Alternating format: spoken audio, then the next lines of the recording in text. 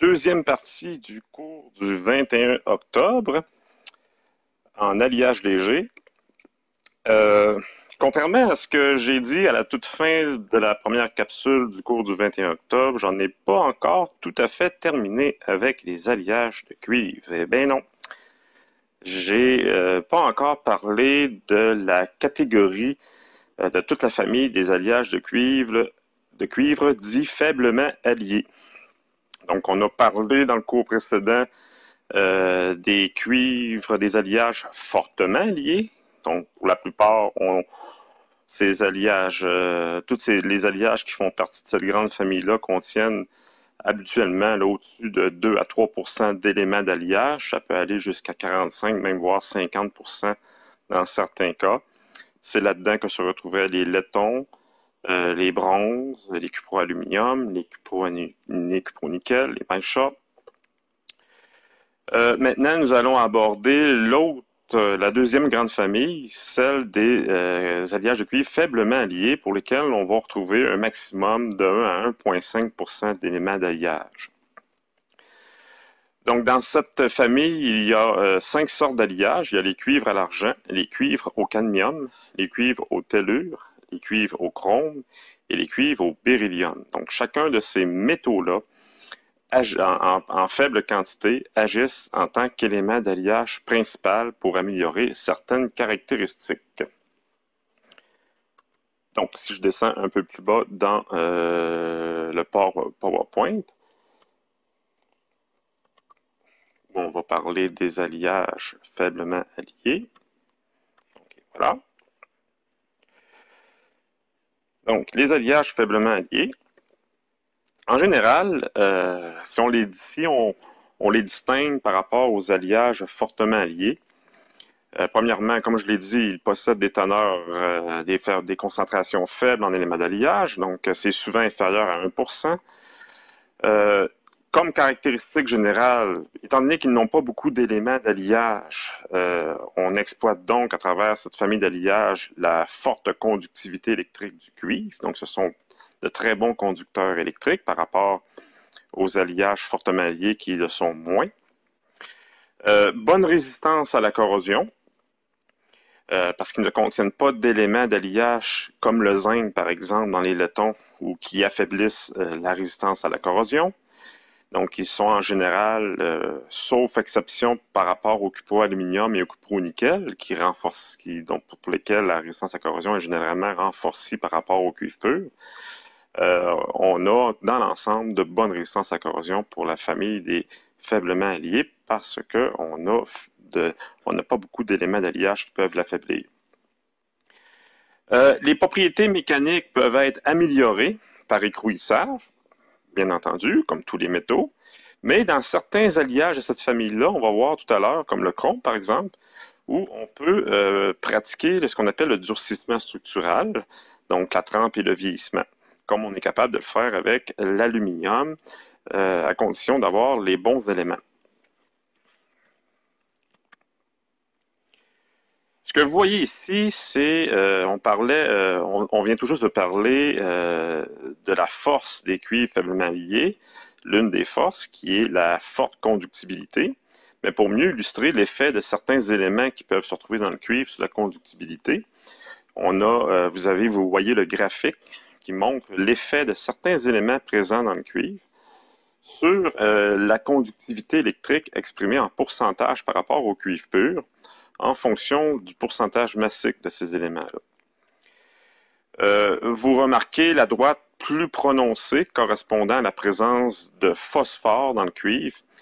Et ça montre que même pour de très faibles concentrations, le phosphore réduit considérablement la conductivité du cuivre. On en avait déjà parlé dans un cours précédent que le phosphore est utile dans certains cas pour désoxyder le métal dans les opérations de fonderie des alliages de cuivre. Par contre, il a le fort inconvénient de réduire la conductivité électrique. Parmi les éléments qui réduisent fortement la conductibilité, notons aussi l'arsenic, l'aluminium, le fer, l'étain et dans une moindre mesure le zinc. Et il y a des éléments pour lesquels qu'on retrouve souvent dans les alliages de cuivre qui ont comme avantage de ne pas trop affecter la conductibilité. C'est le cas du plomb, qui est utile, comme on l'a déjà mentionné dans la capsule précédente, pour aider à l'usinabilité des alliages de cuivre et aussi à réduire le coefficient de friction.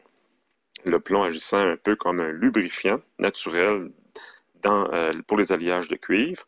Et encore plus, l'argent, qu'on va voir tout à l'heure, là, qui a un rôle, qui peut jouer un rôle important dans les alliages de cuivre faiblement alliés. Et l'argent affecte très peu la conductibilité électrique du cuivre. Justement, l'argent, qui fait l'objet du premier groupe d'alliages faisant partie des alliages de cuivre faiblement alliés. Donc, l'argent peut agir en tant qu'élément d'alliage principal à hauteur de 0,027 à 0,85 %. Donc, on voit qu'il n'y en a pas beaucoup. Pourquoi on va ajouter de l'argent dans les alliages de cuivre? La raison principale, c'est que l'argent a la propriété d'augmenter la température de recristallisation et la résistance au fluage. Autrement dit, pour des applications pour lesquelles l'alliage de cuivre doit monter à haute température et offrir une certaine résistance mécanique acquise pendant un procédé d'écrouissage. On a vu dans des chapitres précédents que lorsqu'on monte suffisamment en température un alliage écrouit, donc on a fait une expérience avec l'aluminium 3003 dans un laboratoire, lorsqu'on écrouit un métal, on peut le recristalliser en montant sa température. L'argent ajouté au cuivre permet de faire en sorte que la température nécessaire pour amorcer le processus de recristallisation va être augmentée. Ce que ça permet de faire, ça permet à la pièce d'alliage de cuivre de conserver sa résistance mécanique garantie par son niveau d'écrouissage. Donc, on empêche le cuivre de recristalliser et de voir donc sa résistance mécanique s'abaisser. Et donc, c'est une autre façon d'exprimer ce qu'on appelle aussi la résistance au fluage. Donc, on empêche le métal de s'adoucir pendant sa mise en service dans laquelle il est porté à monter en température. Donc, c'est utilisé bien entendu dans tous les cas où la température joue un rôle important, comme par exemple des pièces en alliage de cuivre qui doivent être assemblées par brasage. Donc, lorsqu'on fait une brasure, ça porte le métal à haute température à proximité de la brasure. Et donc, si on veut conserver les propriétés mécaniques, il est utile d'avoir de l'argent pour empêcher le phénomène de recristallisation dans les zones adjacentes à la brasure. Lorsqu'on fait de l'étamage aussi, qui se fait à haute température, l'étamage consiste tout simplement à déposer un métal pour protéger contre la corrosion. Ça se fait aussi à haute température, donc on va pouvoir aussi conserver les propriétés mécaniques lors des opérations d'étamage. Ou aussi pour les applications de machines électriques, des conducteurs qui doivent faire passer des courants très importants.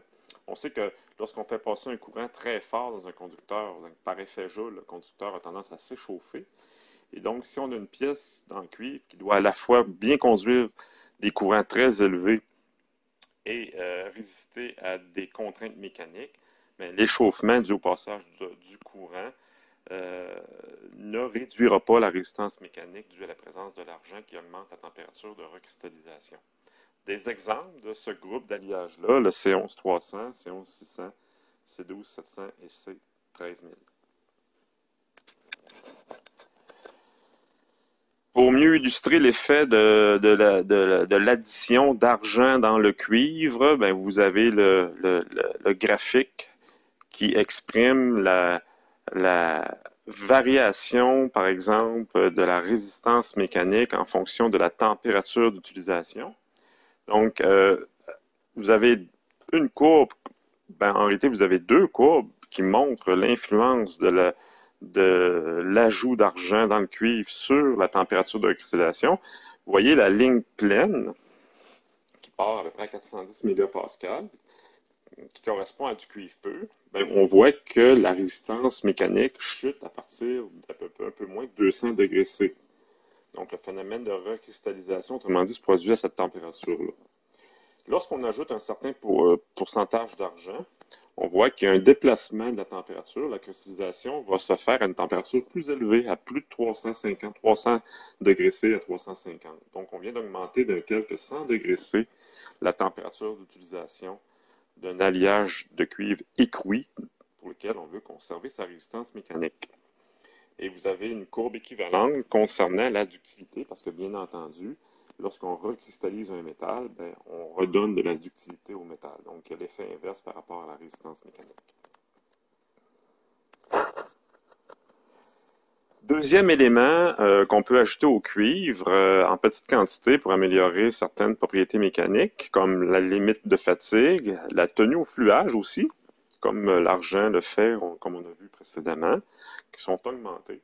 Donc, le cadmium est un élément qui peut être utile dans certains cas.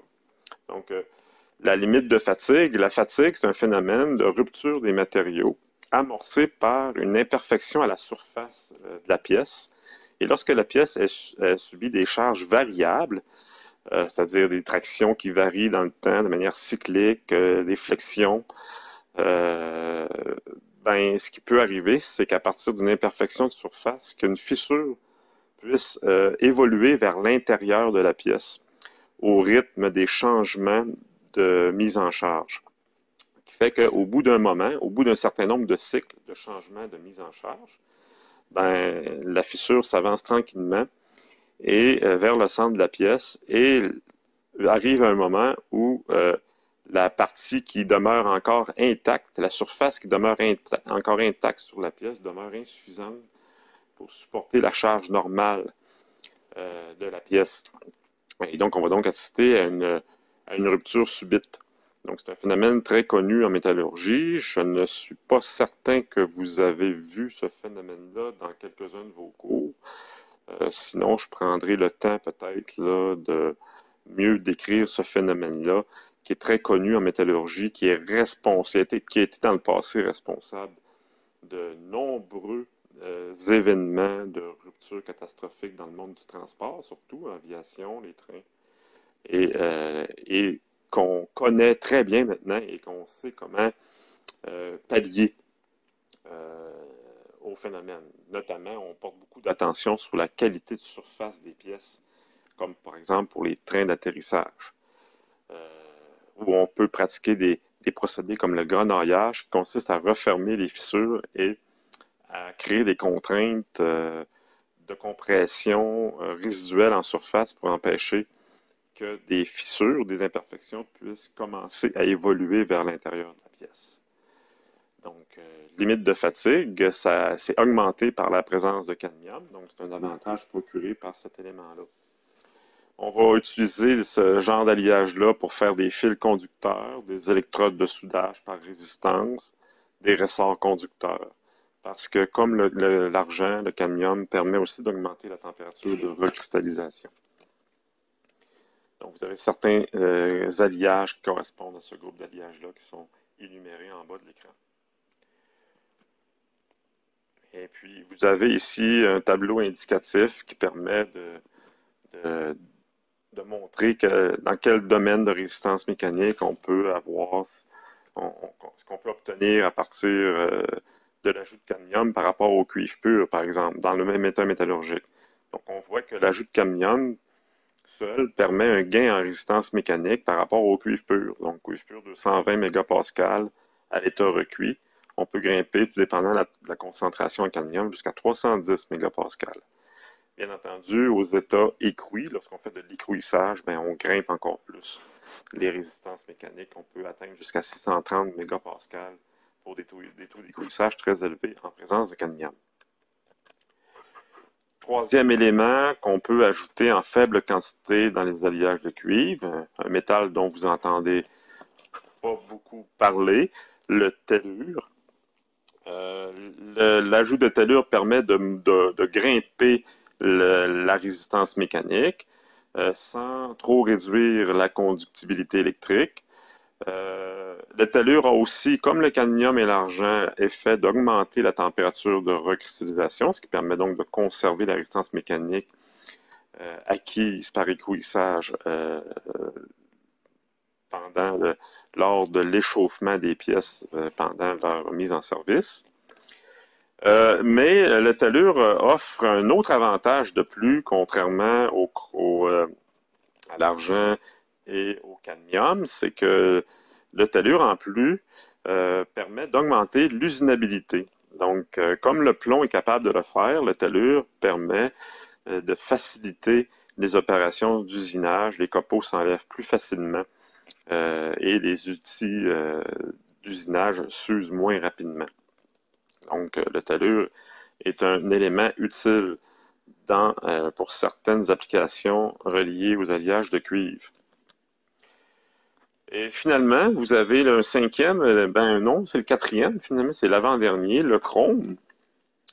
Le chrome, contrairement aux trois premiers, augmente la résistance mécanique du cuivre, non pas par mise en solution solide, mais plutôt en formant avec le cuivre des composés intermétalliques qu'on peut gérer par un traitement thermique de durcissement structural.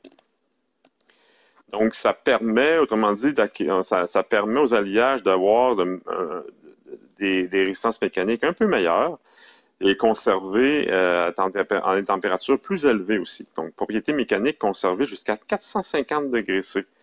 Donc, on a vu tout à l'heure qu'on pouvait, avec le camion, par exemple, permettre d'augmenter les résistances mécaniques jusqu'à 310, 325 degrés C. Bien, avec le chrome, on peut augmenter encore cette température de recristallisation-là jusqu'à 450. Et pour mieux comprendre l'effet du chrome sur le phénomène de durcissement structural, il est toujours utile de présenter un diagramme d'équilibre. Donc, ce qui permet de faire le durcissement structural, c'est la variation de solubilité du chrome avec la température. Donc, on voit que, selon le diagramme d'équilibre, le chrome est assez insoluble dans le cuivre, dans le réseau cubique face centrée alpha du cuivre. On voit que le solvus, le graphique, s'arrête à 300 degrés C. Et la limite de solubilité à 300 atteint à peine, si on lit attentivement le graphique, là, on est autour de 0,04 à 0,05% de chrome. Donc assez faible comme limite de solubilité à 300, donc elle est encore plus à l'ambiante. Par contre, cette limite de solubilité-là augmente de manière importante. On voit qu'elle augmente jusqu'à un peu plus de 0,8% à des températures élevées, autour de 1050 degrés C. Donc, ce que ça permet de faire, autrement dit, c'est qu'il suffit de chauffer l'alliage à des températures suffisamment élevées. Mettons, si on s'imagine un alliage contenant 0,6% chrome, tel que la droite l'indique, et il suffit de chauffer aux alentours de 1000 degrés, une mise en solution. Donc, le chrome est en solution complète dans la phase alpha monophasée, et de procéder à une trempe rapide de manière à créer une sursaturation du chrome et procéder ensuite à un vieillissement. Donc, il va se produire exactement le même phénomène dont je vous ai parlé avec les alliages. J'avais utilisé l'exemple des alliages d'aluminium-cuivre. Donc, il se passe exactement la même chose. On va donc avoir créé ce qu'on appelle des zones de Guigné-Preston qui vont rendre beaucoup plus difficile le glissement des plans et donc on va obtenir un durcissement.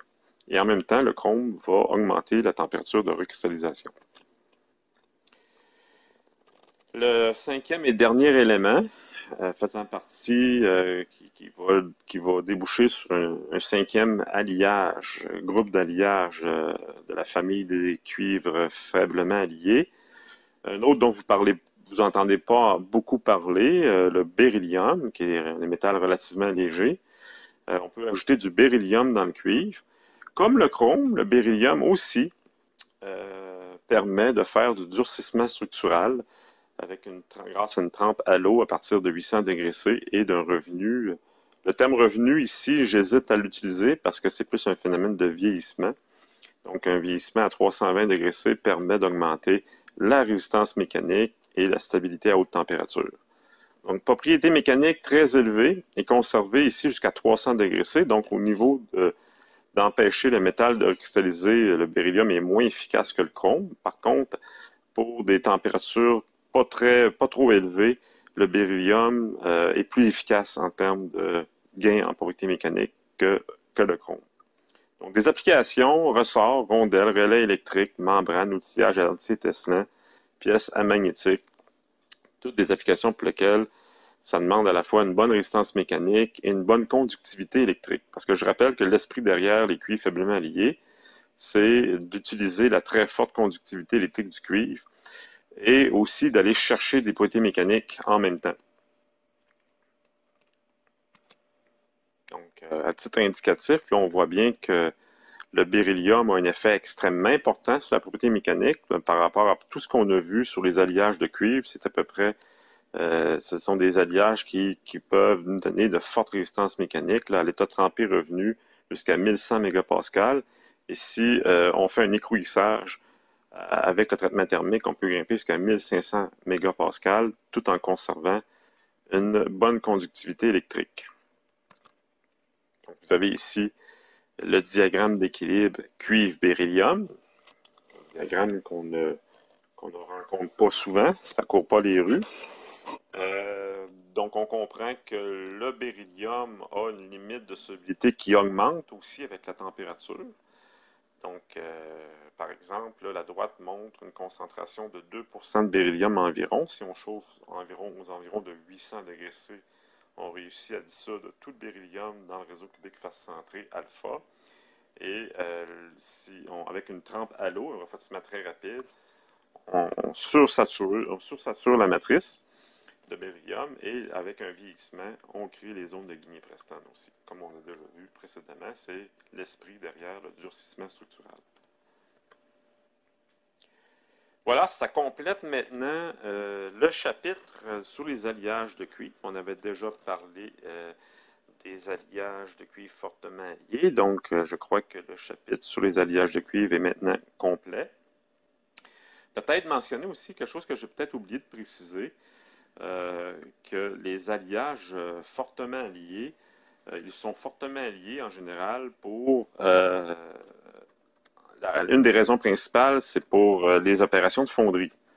Donc, le principal intérêt d'ajouter beaucoup d'éléments d'alliage, comme c'est le cas des laitons, là, le zinc, ben les laitons se coulent très bien. Pourquoi? Parce qu'avec l'ajout de zinc, on réussit à baisser le point de fusion de manière importante. On le voit très bien à travers le diagramme d'équilibre. Donc, c'est le cas de l'étain aussi, l'aluminium dans une moindre mesure. Mais un des intérêts principaux des cuivres fortement alliés, c'est de faciliter les opérations de fonderie. Par contre, là, on vient d'aborder les cuivres faiblement alliés. Ben, ils n'ont pas beaucoup d'éléments d'alliage. Donc, les alliages de cuivre faiblement alliés, le but, c'est pas du tout de faciliter les opérations de fonderie parce qu'il y a trop peu d'éléments d'alliage. Le but, c'est de bénéficier de la forte conductivité électrique. Donc, on limite la quantité d'éléments d'alliage pour avoir de meilleure conductivité électrique et on compense, comme on l'a expliqué, on compense la faible concentration d'éléments d'alliage avec un choix judicieux d'éléments, l'argent, le chrome, le beryllium, le cadmium, combiné à des traitements thermiques de durcissement structural dans certains cas, on va compenser pour aller chercher en même temps à la fois conductivité électrique avec résistance mécanique. Donc, les cuivres faiblement liés, c'est conductivité électrique, résistance mécanique, tandis que dans les cuivres fortement liés, ben, c'est généralement coulabilité, résistance mécanique, mais au détriment de la conductivité électrique. Voilà. Pour le reste de la capsule, on va maintenant, je vais vous inviter maintenant à changer complètement de sujet. On quitte le monde des cuivres. Et puis, on s'en va dans le fameux monde des alliages de magnésium, qui est un monde très différent des alliages de cuivre, à plusieurs niveaux, à tous les niveaux presque. C'est sûr qu'on reste dans le domaine de la métallurgie, mais ce sont deux familles complètement différentes, deux mondes complètement différents à plusieurs niveaux. Le premier niveau, la première différence fondamentale entre les alliages de magnésium et les alliages de cuivre, c'est bien entendu la masse volumique. Les alliages de magnésium sont beaucoup plus légers que les alliages de cuivre, donc ils ne sont pas destinés du tout au même type d'application. Jamais on va penser aux alliages de cuivre lorsqu'on veut, la légèreté est un facteur important. Euh, le magnésium, par contre, ça va être un métal à considérer à chaque fois qu'on veut alléger un assemblage, que ce soit un assemblage structural ou un assemblage mécanique. Donc, on va considérer le choix du magnésium pour la légèreté. C'est sa principale qualité. Donc, et là, pour illustrer cette famille d'alliages très intéressante, quatre applications classiques des alliages de magnésium. Ce que vous voyez en haut à gauche, c'est un chasseur de la Deuxième Guerre mondiale, un avion chasseur O1, je crois que ça s'appelait, japonais. Donc, le petit cercle rouge qui est le symbole du Japon sur l'avion. Donc, les Japonais ont été les premiers à construire des chasseurs en utilisant le magnésium. Donc, le fuselage était fabriqué avec c'était un assemblage d'aluminium et il y avait beaucoup de pièces qui utilisaient des pièces en magnésium. Donc, ce que ça procurait comme avantage, ces petits chasseurs-là étaient donc plus légers et ça procurait deux avantages très importants. Les Japonais, comme vous savez peut-être, ont été impliqués dans la guerre du Pacifique. Ils étaient l'un des deux belligérants de la guerre du Pacifique qui faisait partie, qui était un des théâtres de la Deuxième Guerre mondiale, surtout dans les deux dernières années, là, à partir de 1900, dans les trois dernières années, surtout, là, 42, 43, 44 et 40, une partie, là, au début de l'année 1945, et ça s'est prolongé jusqu'au mois d'août 45. Donc, les Américains ont été impliqués dans cette guerre-là avec les Japonais. Et c'était un théâtre de guerre très vaste. Donc, c'était presque tout le Pacifique. Et les chasseurs se battraient entre eux, mais pas seulement entre eux. Les chasseurs aussi avaient comme mandat d'aller bombarder les navires ennemis, les porte-avions, les destroyers, etc. Et il fallait parcourir de grandes distances pour atteindre l'ennemi.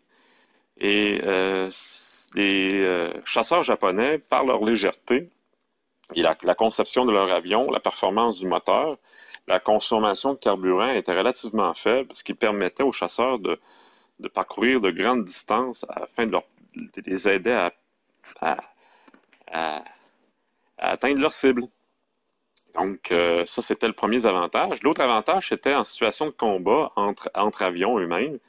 C'est que la légèreté plus grande des avions japonais leur donnait des angles de virage plus serrés, des rayons de courbure de virage plus petits, ce qui permettait au combat ça leur permettait plus facilement d'être capable de se placer derrière l'ennemi, afin de mieux pouvoir le descendre.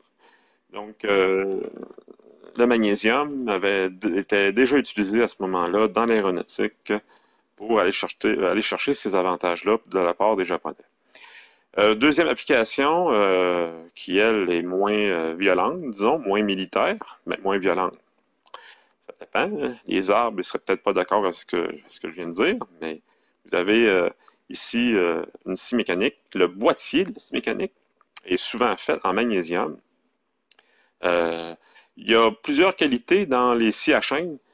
Il peut y avoir des scies à chaîne de bas de gamme dans lesquels le boîtier va être en plastique, mais les scies à chaîne de haut de gamme qui sont utilisées par les professionnels, le caisson, là, le boîtier du moteur est en magnésium, afin d'avoir à la fois de conjuguer solidité et, bien entendu, légèreté.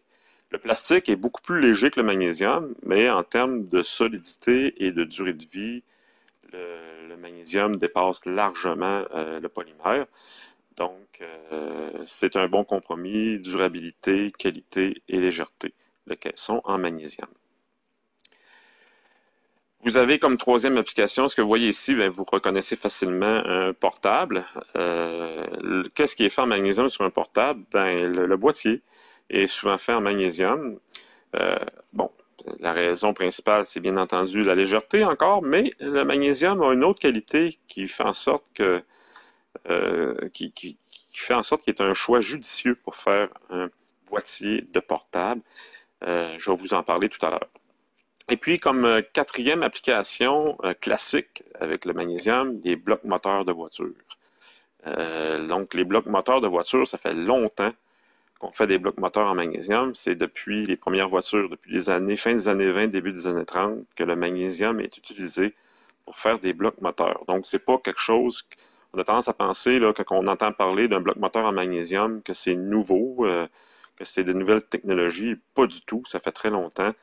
Volkswagen, la compagnie allemande, et Benz aussi, et d'autres compagnies allemandes, comme utilisent le magnésium depuis les tout débuts de la fabrication des vieilles voitures des années 20 et 30. Le bloc moteur était déjà en magnésium, comme par exemple la fameuse coccinelle, la voiture du peuple, Volkswagen, a été longtemps et est fait encore en magnésium, en alliage de magnésium.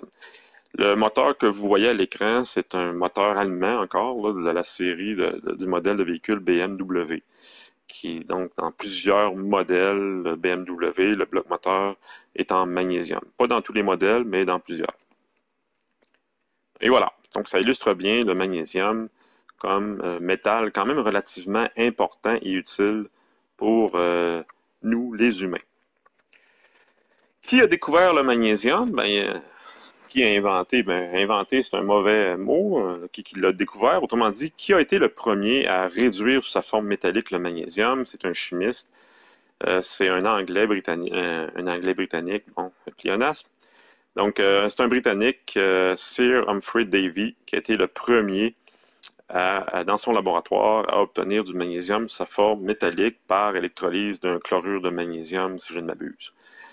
Et il a décidé de donner le nom magnésium à l'élément qu'il venait de découvrir, qu'il avait réduit pour la première fois. Pourquoi? Parce que il y a des endroits sur la planète renferment, dans lesquels la croûte terrestre renferme beaucoup d'oxyde de magnésium. Et l'oxyde de magnésium est très blanc. Et entre autres, comme région sur la planète où on retrouve beaucoup d'oxyde de magnésium, c'est en Grèce, dans certaines îles grecques. L'oxyde de magnésium a déjà été un matériau qui avait été utilisé pour fabriquer dans la Grecque antique des palais. Et pourquoi qu'on choisissait ce matériau-là? Parce qu'il était très blanc, puis il reflétait la lumière, et donc ça donnait une beauté très particulière à certains palais grecs construits sur certaines îles grecques à l'époque de la Grèce antique.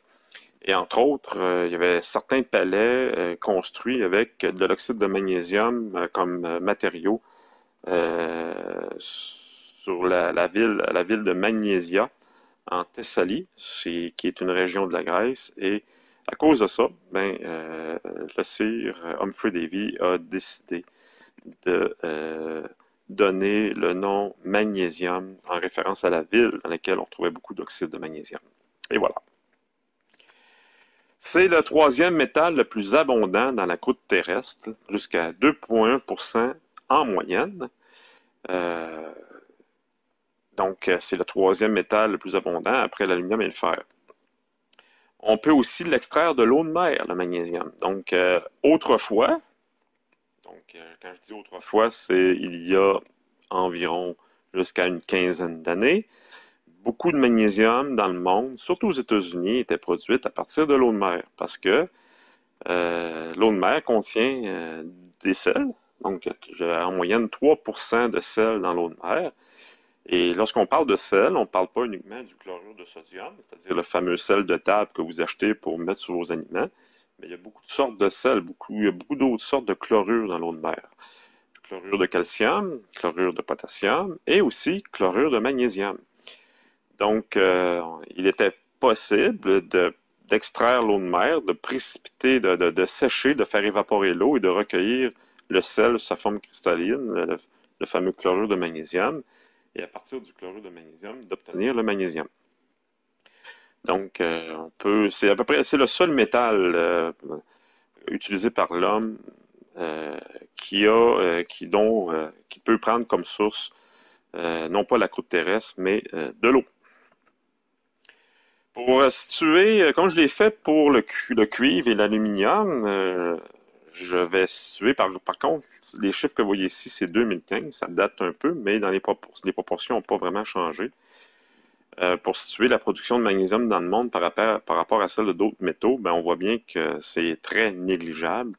On voit que l'acier occupe une très grande place dans la métallurgie, dans la production métallurgique mondiale. L'aluminium vient en deuxième, comme on le savait déjà. Le cuivre en troisième et le magnésium est très loin derrière. Là, on parle du cuivre à 19 millions de tonnes par année de production mondiale et le magnésium est à autour d'un petit peu moins d'1 million. Donc, ça a dû, aujourd'hui en 2020, ça a probablement dépassé le million de tonnes par année à l'échelle mondiale, mais les proportions demeurent quand même les mêmes. Donc, c'est pour montrer à quel point le magnésium, là, si on compare aux aciers, aux aluminiums, à quel point sa production, elle est négligeable. Comme je le fais à chaque fois, comme je l'ai fait pour le cuivre, puis comme je l'avais dit, l'un des premiers sujets que je vais aborder à chaque fois que je parle d'un métal, c'est comment on l'élabore, comment on fait, qu'est-ce qu'on fait, quels sont les procédés utilisés pour obtenir le métal sous sa forme métallique à partir du minerai. Donc, je vais aborder le sujet, élaboration du magnésium. Donc, le magnésium, comme on l'a dit, c'est à peu près 2,1-2,5% de la croûte terrestre. Sixième élément le plus abondant. Troisième élément métallique, après le fer et l'aluminium. Donc, l'élément, là, ça inclut l'hydrogène, l'oxygène. Donc, c'est pas des métaux, ça. Donc, on parle d'éléments, c'est le sixième, mais quand on parle dans la famille des métaux, c'est le troisième. Et les minerais les plus communément exploités pour obtenir le magnésium métallique, il y en a plusieurs, mais le principal, c'est la magnézite, qui a un autre nom, c'est la giobertite, mais on utilise plus souvent la magnézite comme nom du minerai. Il y a aussi la dolomite, qui est très exploitée, la carnalite aussi, et la serpentine. La serpentine, le seul gisement, ben c'est pas vraiment un gisement, c'est un résidu minier qui n'est disponible qu'au Québec. La serpentine, je vais en parler un peu plus loin plus tard. Et bien entendu, il y a aussi l'eau de mer, comme je l'ai mentionné plus tôt. Réduction du magnésium. Donc, la réduction du magnésium, le terme réduction, je le rappelle, la réduction, c'est le contraire d'oxydation. Et puisque les métaux sont sur leur forme oxydée dans la croûte terrestre, on veut les désoxyder. Donc, autrement dit, on utilise plutôt le terme réduire. Réduction du magnésium, comment on fait pour les désoxyder pour obtenir leur forme métallique. Donc, mentionnons dès le départ qu'il existe, et il a existé pratiquement autant de procédés différents que de producteurs de magnésium. Donc, c'est pas comme le monde de l'aluminium, le magnésium. L'aluminium, il y a un seul procédé qui est utilisé depuis le tout début, le fameux procédé Hall-Héroult, qu'on connaît, le procédé d'électrolyse à partir de l'alumine, qui lui-même est extrait de la bauxite à partir du procédé Bayer. Ben, tous les producteurs d'aluminium, depuis les tout débuts de la production industrielle d'aluminium, utilisent ce même procédé-là. Donc, c'est sûr qu'il y a eu des améliorations, comme par exemple, avant, à l'Héroult, on utilisait comme anode des boulettes de charbon qui descendaient progressivement au-dessus de la cuve, puis on avait un gros bloc anodique. Maintenant, ce qu'on fait, c'est qu'on préfabrique les anodes, on les précuit. Donc, on utilise des procédés à anode précuite. Mais dans l'essentiel, c'est le même procédé, c'est les mêmes réactions chimiques, c'est les mêmes paramètres. C'est le même principe. Mais dans la production du magnésium, vous allez voir qu'il y a une très grande diversité de façons de faire. Donc, Le contexte de la production de magnésium, ben, ça a été la Deuxième Guerre mondiale. Donc, les ennemis, les belligérants de la Deuxième Guerre mondiale, se sont mis à produire du magnésium, parce que le magnésium est un métal stratégique militaire, et ils ont dû donc faire preuve d'ingéniosité parce qu'ils n'avaient pas accès aux recettes de différents autres pays. Donc, il fallait partir de zéro à chaque fois pour produire du magnésium. Donc, chaque producteur euh, inventait des procédés pour produire le magnésium le plus efficacement possible, au plus bas coût possible et le plus rapidement possible. Donc, autrement dit, il y a plusieurs compagnies durant la Deuxième Guerre mondiale qui se sont lancées dans la production de magnésium avec toutes sortes de méthodes pour concurrencer soit des entreprises faisant partie des alliés ou pour tout simplement concurrencer, être plus efficace que la production de l'ennemi. Donc, ça a généré plusieurs procédés différents. Malgré qu'on peut distinguer deux grands types de procédés de réduction du magnésium. Il y a la par voie électrométallurgique, donc électrolyse en sel fondu, comme c'est le cas pour l'aluminium, donc en cellules d'électrolyse. On peut fabriquer du magnésium à l'intérieur de cellules d'électrolyse à partir d'un sel dissous dans un électrolyte en sel fondu.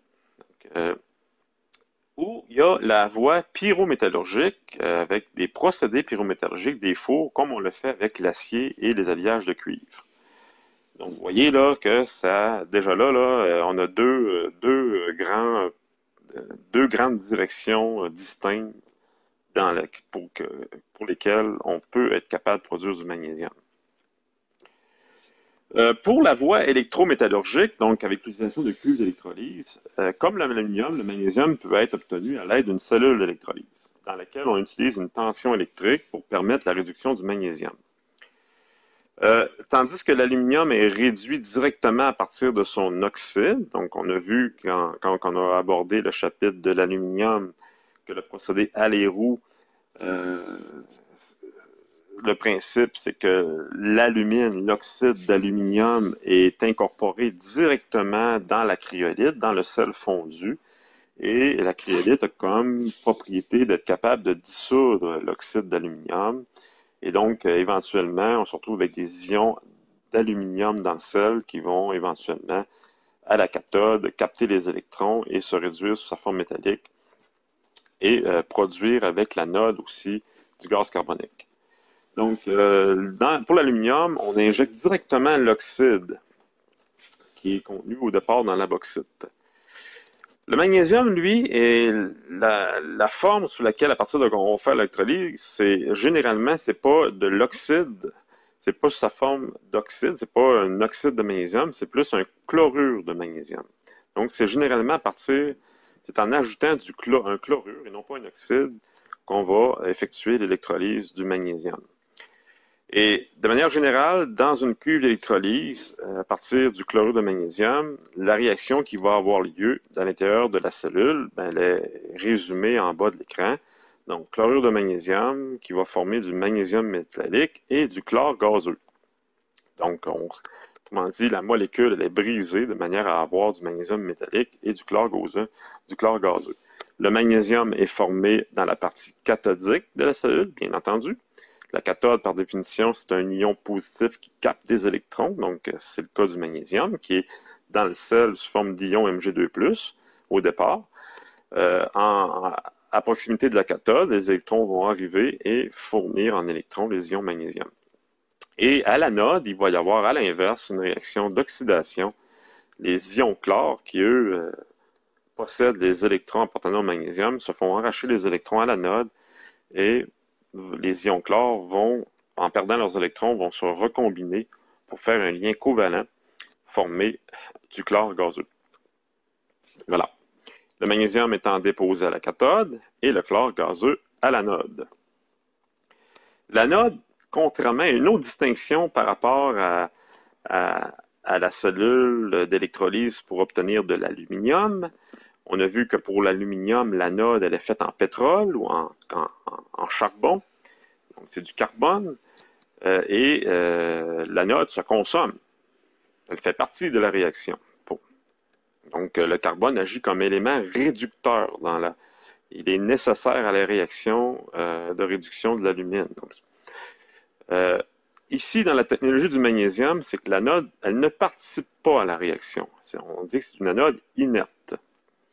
Donc, elle ne fournit qu'une surface sur laquelle va pouvoir se déposer, se réduire les ions magnésium. Donc, elle fournit en électrons, elle amène les électrons à la surface et les ions magnésium, en contact eux aussi avec la surface, captent les électrons et le magnésium métallique va apparaître.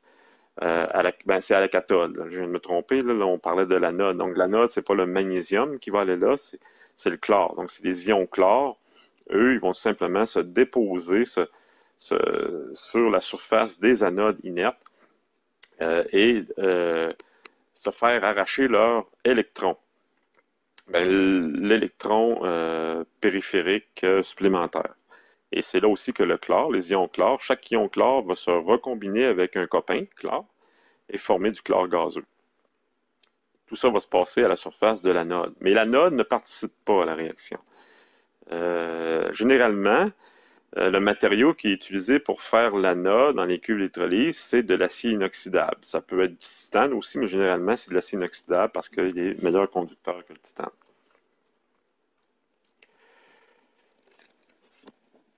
Donc, le chlorure de magnésium, lui, on l'obtient comment? Ça dépend. Si c'est une usine qui pompe de l'eau de mer, on l'a directement. Il ne s'agit que de faire évaporer l'eau, de séparer le chlorure du magnésium des autres chlorures qu'on ne veut pas et d'alimenter en chlorure de magnésium pur les cuves d'électrolyse. Mais plus généralement, lorsque le magnésium est extrait du minerai, de la terre, il n'est pas sous forme de chlorure de magnésium. Il peut, par exemple, être sous forme d'oxyde de magnésium dans la terre. Donc là, il faut transformer le minerai, par exemple de l'oxyde de magnésium, en chlorure de magnésium. Et là, on va recourir à un procédé qui s'appelle la chloruration. Et ça s'effectue dans un four, donc généralement un four électrique. On ajoute, pour faire la chloruration, ça prend 3 ingrédients. Donc, ça prend le minerai lui-même, l'oxyde de magnésium. Ça prend du pétrole ou du charbon, donc le carbone représentant le pétrole ou le charbon. Et ça prend du chlore gazeux qu'on injecte dans le four. Donc, l'oxyde de magnésium et le charbon sont chargés dans le four à leur état solide, grimpés en température, et on injecte du chlore gazeux à travers la charge. Et là, vous voyez la réaction qui se produit. Le chlore va aller remplacer l'oxygène. Donc, il va y avoir la chloruration. Et l'oxygène, lui, pour qu'il accepte de quitter le magnésium, il faut lui proposer un élément réducteur, comme ça l'est pour... Donc, vous voyez que ça ressemble à ce qui se passe dans la cuve d'électrolyse de l'aluminium. Il faut proposer quelque chose à l'oxygène pour qu'il accepte de laisser le magnésium tranquille. Donc, on lui propose le carbone. Donc, l'oxygène va aller faire un transfert vers le carbone et il va y avoir formation de monoxyde de carbone. Anhydre signifie sans eau, non hydraté. C'est ça que ça veut dire. Donc, on va obtenir du chlorure de magnésium non hydraté de cette façon-là. Parce qu'il ne faut jamais mettre de molécules d'eau dans des cuves d'électrolyse parce que le sel est environ à 850 degrés C. Donc, c'est anhydre, donc c'est complètement sec. C'est ça que ça veut dire. Donc, ensuite, le chlorure de magnésium qui est obtenu suite au procédé de chloruration, ça doit être préservé dans des conditions très sèches parce que le chlorure de magnésium absorbe l'eau. Donc, il est ce qu'on dit hygroscopique. Donc, il faut éviter l'hydratation. Donc, on va entreposer le chlorure de magnésium dans des silos très, très secs de façon à ce que lorsque vient le temps de l'incorporer dans les cuves d'électrolyse, il n'y a pas d'eau qui rentre dans la cuve. Parce que si c'est le cas, qu'est-ce qui pourrait arriver? S'il y a de l'eau qui rentre dans une cuve d'électrolyse de magnésium, c'est du sel fondu à 850 degrés C environ. Donc, ce qui va arriver, c'est que l'eau va s'évaporer très rapidement et la vapeur d'eau va prendre beaucoup d'expansion et va pousser tout le sel autour, donc il y a danger d'explosion de la cuve. C'est déjà arrivé dans plusieurs entreprises qui procédaient à l'électrolyse du magnésium. Vous avez ici, on parlait du chlorurateur, la chloruration qui s'effectue dans un four, ce qu'on appelle le chlorurateur. En général, on appelle ça comme ça. Donc, on charge par le haut le minerai, le charbon. On injecte par le bas le chlore gazeux. Et là, comme un lit fluidisé, le gaz, le chlore c'est un gaz, donc le gaz va circuler à travers la charge et provoquer la réaction qu'on a vue tout à l'heure. Vous voyez, ce sont des fours généralement qui sont électriques et l'électrode elle est placée au bas du four. C'est ce qui va engendrer la température nécessaire pour la réaction. Voilà. Ah oui, puis au final, ben, c'est du monoxyde de carbone qui va sortir du four par le haut. Le gaz uptake, c'est du monoxyde de carbone. Le monoxyde de carbone, il est bien entendu récupéré. Il n'est jamais envoyé dans l'atmosphère parce que c'est un gaz toxique. Le monoxyde de carbone, en plus, c'est un gaz qui peut servir de... C'est un gaz carburant. Donc, il peut fournir de l'énergie, un peu comme le méthane, par exemple. Donc, le carbone n'est pas complètement oxydé. Donc, ce qu'on fait, c'est qu'on utilise le gaz pour fournir de l'énergie à d'autres équipements dans l'usine. On complète la combustion avec l'oxygène, mais éventuellement, le monoxyde de carbone, d'un coup oxydé complètement, devient du gaz carbonique, du CO2.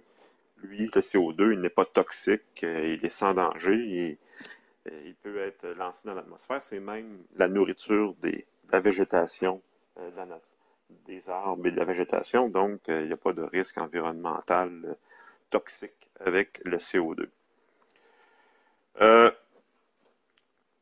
Réduire le magnésium, tout un défi. Oui, les cuves d'électrolyse de magnésium, leur conception peut être très compliquée. Pourquoi?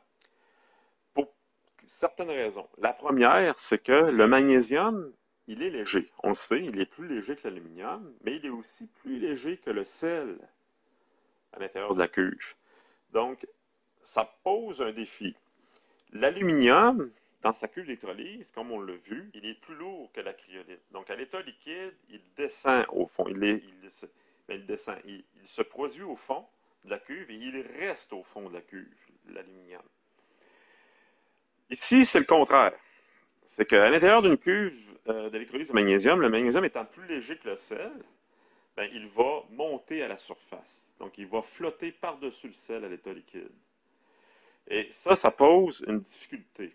Pourquoi? Parce que le magnésium est un métal très, très facilement oxydable. Donc, par toutes sortes d'agents oxydants, dont l'oxygène de l'air. Donc, ce qui risque d'arriver, c'est que s'il y a de l'air au-dessus dans la cuve, ou tout autre agent, ou de la vapeur d'eau aussi, ou tout autre agent oxydant, le chlore aussi, ben, si le magnésium métallique est en contact avec tout gaz oxydant, ben, on oxyde le magnésium. Donc, on défait ce qu'on a fait à la cathode. Donc, ça, il faut en tenir compte. Donc, il faut concevoir la cellule de façon à empêcher l'oxydation du magnésium métallique à l'intérieur même de la cuve. Cet aspect entraîne des difficultés opératoires, de qualité du produit et aussi de sécurité. Donc, c'est déjà là, juste à cause de cette raison-là, ça devient beaucoup plus compliqué de fabriquer du magnésium d'une cuve d'électrolyse que ça ne l'est pour l'aluminium. L'aluminium, lui, est dans le fond de la cuve, il est toujours protégé parce qu'il est dans le fond de la cuve. Et il s'oxyde aussi moins facilement que le magnésium. Donc, et là, du fait que le magnésium peut se recombiner, ben là, avec quoi peut-il s'oxyder? Entre autres, il peut se recombiner avec le chlore gazeux.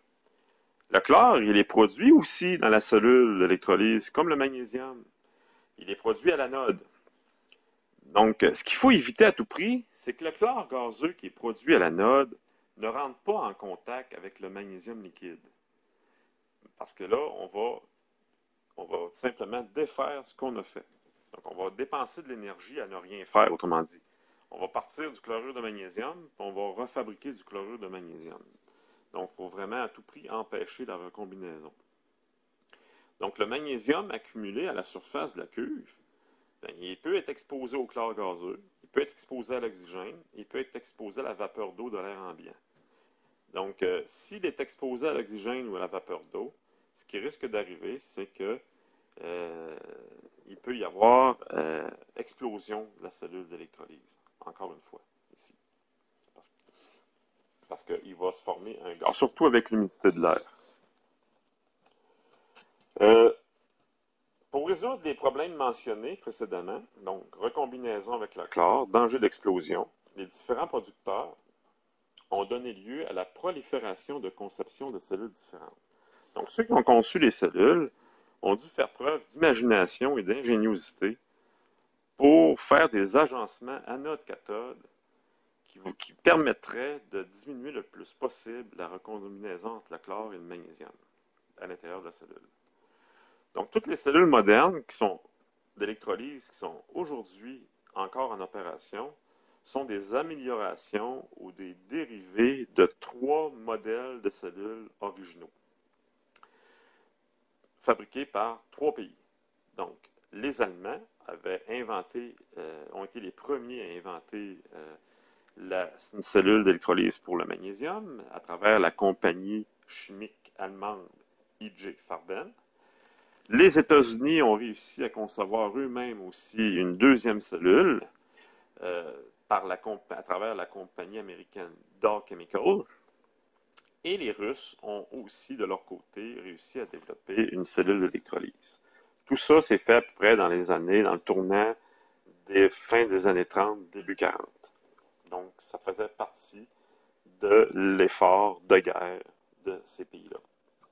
Le magnésium est un métal hautement stratégique qu'il fallait produire en grande quantité, surtout pour l'aviation. Donc, malgré tout, toutes les cellules d'électrolyse de magnésium partagent des caractéristiques communes qui les distinguent des cellules utilisées pour la production de l'aluminium.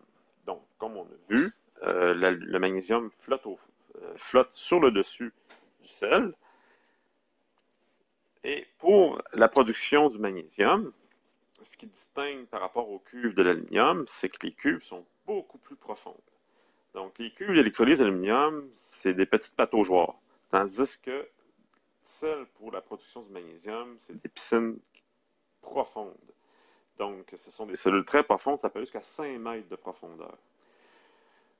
Les réfractaires utilisés sont plus dispendieux, de meilleure qualité, ils sont plus résistants à la corrosion. Parce que les sels utilisés, ce sont des sels de chlorure, qui sont beaucoup plus corrosifs pour les réfractaires que la cryolite dans les cuves d'électrolyse de l'aluminium. Donc, les réfractaires, les cellules sont plus dispendieuses à concevoir. Les cathodes, elles sont en acier, avec structure interne pour leur support. Tandis que les cathodes dans le cuve d'électrolyse d'aluminium, ça c'est le fond des cuves, c'est en graphite. Donc ici, les cathodes sont en acier inoxydable. C'est sur les cathodes que va se former le chlore gazeux. Donc il faut que ce soit un matériau très résistant à l'oxydation parce que le chlore gazeux est très oxydant. Donc ça prend certains alliages métalliques comme les aciers inox austénitiques qui sont capables de résister jusqu'à un certain point au contact du chlore gazeux pur, qui est très oxydant. Et ça prend un système de cueillette du métal permettant l'éloignement rapide du magnésium du chlore gazeux. Donc, ce n'est pas un problème, ça, c'est pas quelque chose qui est important dans la cuve d'électrolyse d'aluminium parce que l'aluminium est au fond. Lorsqu'on veut recueillir l'aluminium, il s'agit d'insérer un tube avec une poche de coulée, et puis là, on siphonne l'aluminium, comme je l'avais déjà expliqué. Et là, c'est plus compliqué. Il faut absolument faire en sorte que le magnésium qui flotte au-dessus, en même temps de le protéger de tout gaz qui pourrait l'oxyder, ben, d'être capable d'aller le chercher en le protégeant. Donc, ça pose un certain défi. Donc, ça prend des systèmes hermétiques de cueillette du chlore gazeux. Donc, le chlore, lui, il est très toxique, très dangereux pour la santé. Donc, il faut éliminer toute fuite potentielle de chlore dans l'usine où se situent les cuves d'électrolyse. Parce que de très faibles concentrations de chlore dans l'air, ça peut être dangereux pour les travailleurs autour. Donc, les usines d'électrolyse du magnésium sont munies de dispositifs de détection de chlore et aussitôt qu'il y a un peu de chlore de détecté dans l'air de l'usine, il y a des systèmes d'alarme qui exigent l'évacuation de l'usine. Donc, c'est pas un danger qui existe dans les usines d'aluminium. Autre défi, agencement anode-cathode, permettant un contact réduit entre le magnésium et le chlore. C'est peut-être le principal défi des usines, des cellules d'électrolyse pour le magnésium, parce que c'est un compromis qu'il faut faire. Plus la distance entre l'anode et la cathode elle est faible, plus la résistance électrique du sel entre l'anode et la cathode elle est faible, et plus on réduit les coûts, la tension électrique, et plus on réduit la consommation de courant utilisé pour fabriquer le magnésium. Donc, au niveau rentabilité, il faut s'efforcer de réduire le plus possible la distance entre l'anode, là où se forme le chlore gazeux, et la cathode, là où se forme le magnésium métallique. Donc, plus cette distance-là est courte, plus la tension électrique nécessaire elle est faible, donc parce que la distance électrique du sel dépend de la distance entre anode et cathode, entre autres, et plus on peut réussir à produire une même quantité de métal en consommant moins de courant, donc à plus faible coût. Par contre, plus la distance entre l'anode et la cathode est faible, plus les chances que le chlore se recombine au magnésium, dû à sa proximité, plus les chances sont augmentées. Donc, c'est un compromis entre réduire le plus possible la consommation de courant et réduire, autrement dit, empêcher la recombinaison du magnésium avec le chlore. Donc ça, je vais en parler un petit peu plus en détail. Je vais ramener ça, cette particularité-là, lorsque je vais décrire l'agencement anode-cathode de certaines cellules qu'on va voir plus tard.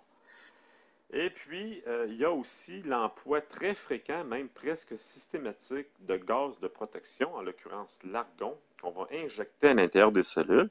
L'argon est un gaz inerte qui ne réagit avec rien. Donc, on va tout simplement s'assurer qu'il n'y ait ni oxygène, ni vapeur d'eau à l'intérieur de la cellule, qui elle-même est hermétique généralement, surtout lors des opérations de récupération de magnésium métallique. Là, on va utiliser de l'argon pour remplacer l'air et l'humidité à la surface du magnésium pour pas qu'il y ait de contamination du métal et de danger d'explosion. Bon, mais je crois que pour cette deuxième capsule, je vais m'arrêter ici. Et donc, ça fait l'équivalent d'à peu près 3 périodes de cours avec les 2 capsules d'aujourd'hui. On va reprendre là où j'en étais rendu dans 2 autres capsules la semaine prochaine, où là, je vais probablement réussir à compléter le chapitre des alliages de magnésium avec les 2 capsules de la semaine prochaine. Donc, à tous et à toutes, je vous dis à une prochaine fois. Et on se retrouve en laboratoire mardi prochain. Voilà. Et bonne fin de semaine, tout le monde.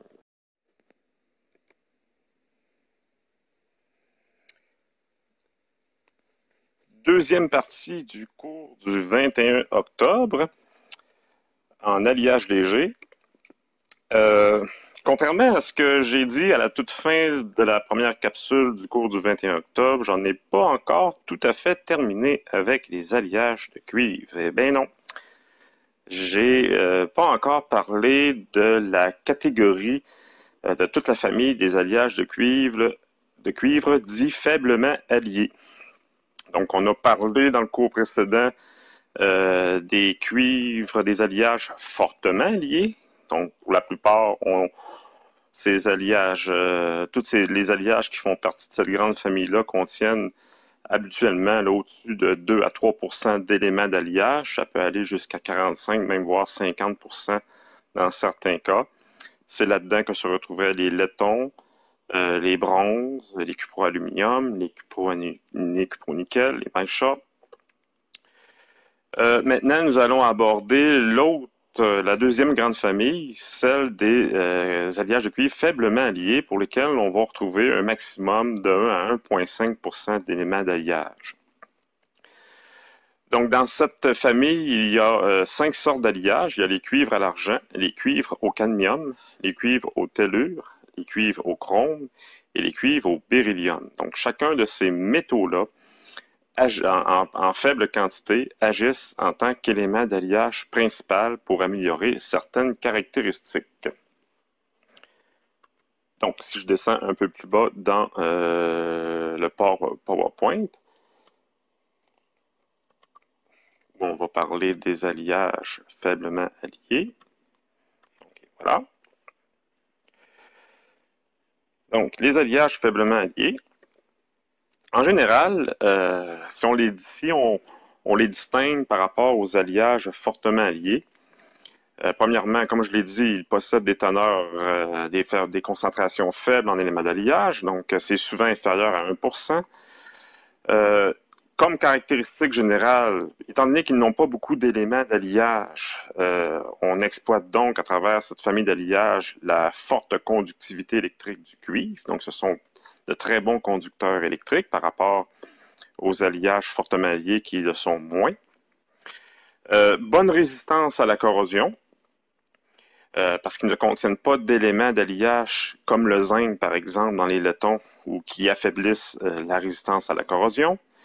Donc, ils sont en général, sauf exception par rapport au cuproaluminium et au cupronickel, pour lesquels la résistance à la corrosion est généralement renforcée par rapport au cuivre pur. On a dans l'ensemble de bonnes résistances à la corrosion pour la famille des faiblement alliés parce qu'on n'a pas beaucoup d'éléments d'alliage qui peuvent l'affaiblir. Les propriétés mécaniques peuvent être améliorées par écrouissage, bien entendu, comme tous les métaux, mais dans certains alliages de cette famille-là, on va voir tout à l'heure, comme le chrome par exemple, où on peut pratiquer ce qu'on appelle le durcissement structural, donc la trempe et le vieillissement, comme on est capable de le faire avec l'aluminium, à condition d'avoir les bons éléments. Ce que vous voyez ici, c'est, on vient tout juste de parler de la force des cuivres faiblement liés, l'une des forces qui est la forte conductibilité. Mais pour mieux illustrer l'effet de certains éléments qui peuvent se retrouver dans le cuivre sur la conductibilité, vous voyez le graphique qui montre l'effet de certains éléments présents dans le cuivre sur la conductivité électrique exprimée en pourcentage par rapport au cuivre pur, en fonction du pourcentage massique de ces éléments-là. Vous remarquez la droite plus prononcée correspondant à la présence de phosphore dans le cuivre. Et ça montre que même pour de très faibles concentrations, le phosphore réduit considérablement la conductivité du cuivre. On en avait déjà parlé dans un cours précédent que le phosphore est utile dans certains cas pour désoxyder le métal dans les opérations de fonderie des alliages de cuivre. Par contre, il a le fort inconvénient de réduire la conductivité électrique. Parmi les éléments qui réduisent fortement la conductibilité, notons aussi l'arsenic, l'aluminium, le fer, l'étain et dans une moindre mesure le zinc. Et il y a des éléments pour lesquels qu'on retrouve souvent dans les alliages de cuivre.